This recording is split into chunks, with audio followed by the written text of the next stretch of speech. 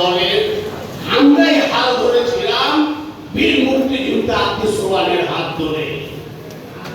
আমরা বিএনপিটাকে প্রতিষ্ঠিত করেছি, আমরা স্বৈরাচারী এরশাদের পতন করেছি আন্দোলন করে। কিন্তু 1991 সালে যখন বিএনপি রাষ্ট্র ক্ষমতায় আসে, আমাদেরকে কৌশলে ফেলে দেওয়া হয়। আমরা আন্দোলন করলে নেতাদের কাছে জামাই আদর পাই, আবার রাষ্ট্র ক্ষমতায় আসলে ঘৃণার পাত্র হয়ে যায়। বন্ধুরা আমার, অঙ্গ সংগঠন 2017 সালের আগে ছাত্রদল, যুবদল আর কোন একটা দল ছিল, অন্য কোন দল ছিল না।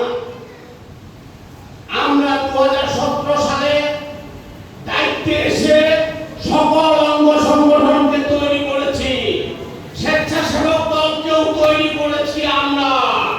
বন্ধুগণ, স্বেচ্ছাসেবক আজকে অনেক মঞ্চে অনেক নেতা আছেন যারা এই অঙ্গ সংগঠনের মুখও দেখেননি, হাসাহাসি করতেছেন। অঙ্গ সংগঠনকে আমরা তৈরি করেছি 2017 সালের পরে। বন্ধুরা আমার, কথা বলতে খারাপ লাগে, আমরা যখন আন্দোলন করেছিলাম 5ই আগস্টের পরে এই স্বেচ্ছাসেবক দল, ছাত্রদল, যুবদল, অঙ্গ সংগঠন আমাদের সাথে থেকে এই 5 আগস্টের আগে আন্দোলনে শক্তি যোগান দিয়েছে। এর ফলশ্রুতিতে শেখ হাসিনার পতন হয়েছে। বন্ধুগণ, আমি মনে করি বালিয়াড়ি উপজেলা স্বেচ্ছাসেবক দল একটি শক্তিশালী সংগঠন, একটি শক্তিশালী অর্গানাইজেশন।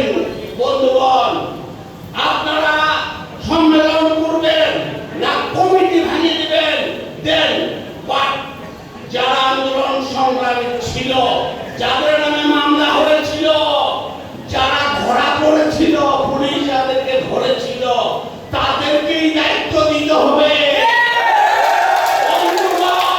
আমি পরিষ্কার করে বলতে চাই, বিশৃঙ্খলা তৈরির কোনো সুযোগ নেই। কারণ আন্দোলনের মাধ্যম যেখানে অঙ্গ সংগঠন, সেখানে বিএনপি নির্ধারণ করতে পারে না।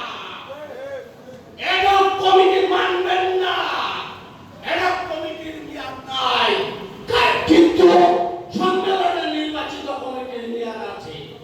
এডহক কমিটির মেয়াদ যুগ যুগ চলবে।